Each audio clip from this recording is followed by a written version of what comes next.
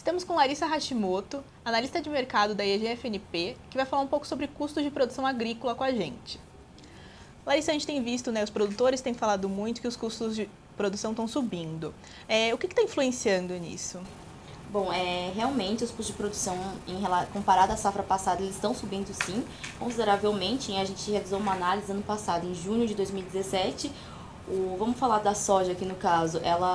O custo de produção na região de Sorriso, Mato Grosso, ela estava em torno de uns R$ 1.300 a soja convencional, o preço por hectare. Isso falando somente de fertilizantes, defensivos e sementes.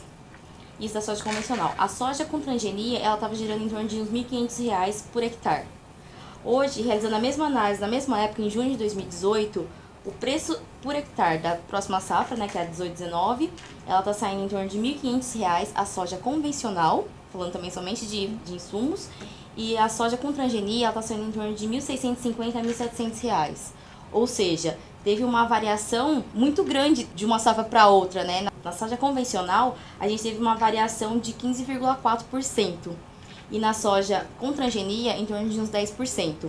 Aí, assim, realizando essa análise também na cultura do milho safrinha, a gente teve uma variação em torno de 23,4%. E no algodão, em torno de 11,4%, realizando também a mesma análise.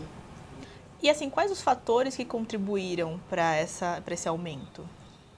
Sem sombra de dúvida, o que contribuiu para o aumento dos custos de produção foi os fertilizantes. Os fertilizantes, eles contribuem na soja em torno de 25% do custo total de produção, falando também apenas de insumos, Fertilizantes, defensivos e sementes. No custo do milho, ele contribui muito mais, de 45% a 50%, ou seja, quase metade do custo de produção equivale aos fertilizantes.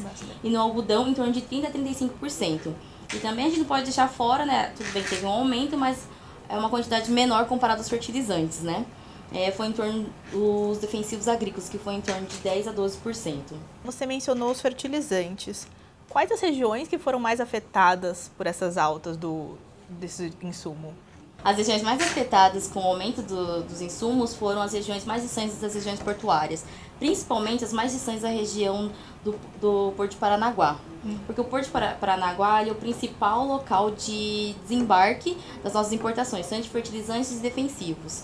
E devido ao tabelamento do frete, a MP 832, que foi aprovada em julho, ela encareceu bastante os insumos distantes do porto. Uma comparação também para vocês terem uma base de quanto isso subiu, os fertilizantes formulados ou nitrogenados, fosfatados e potássicos, na safra passada, na região de Sorriso, ela estava girando em torno, os formulados para a soja, em torno de uns R$ 1.300 a R$ 1.350 a tonelada. E hoje, nessa mesma análise realizada em junho, com o mesmo fertilizante, a tonelada está saindo em torno de R$ 1.800.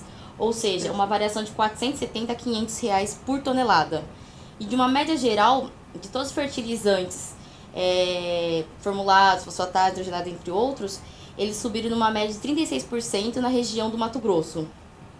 E o mesmo aconteceu também nas regiões mais distantes dos portos, como Goiás, Tocantins. Goiás, por exemplo, subiu em torno de uma média geral de 32%, comparado a Cascavel. Cascavel é uma região um pouco mais perto do Porto de Paranaguá. Então, essa variação dos fertilizantes foi em média de 22%. E, assim, além dessa questão de frete, de distância, o que mais influenciou nesse aumento?